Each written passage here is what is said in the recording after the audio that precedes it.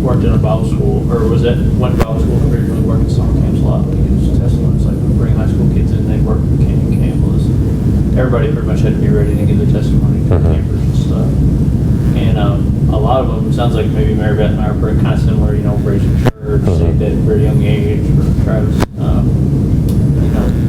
It's not like we're saved out of a life of crime at 5 years old. So some kids kind of felt handicapped by that, kind of felt like, well, they have such a powerful testimony. They were addicted to this, and they were off in this, and God brought them back. And we would always tell them to focus that it was the same grace of God that protected them from that brought those other people out. So it was that same grace, that powerful grace that they never even had to experience that, and how much more wonderful that was that they never had to go through that, and that they could bring that up and say, the grace of God that brought Jeff out of what he went through protected me from that, and I never had to go through that. Yeah, that's a good point. And I think it gives some credence to people who feel like, well, I don't really have much of a story, I kind of was just raised in a church and I don't know how much to talk about. And it kind of helped them just be able to be like, yeah, I do have something to share. I was raised in church. I didn't have to go through what you've been through.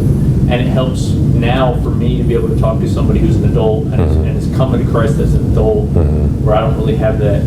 I can't relate to that as much, but I can say, look, I don't know what you've had to go through as an adult and live all these years in that fear that I only had for a few years as a child. But it's that same grace to bring you back. Oh, yeah. And protect the people. And that's a common feeling, I with a lot of people who've been believers from young age. But the thing is, you have to realize. Some people, well, I don't have anything to say, or it's not going to be anything powerful or move people. But the thing is, the guys who have been believers since childhood, the story that, like you said,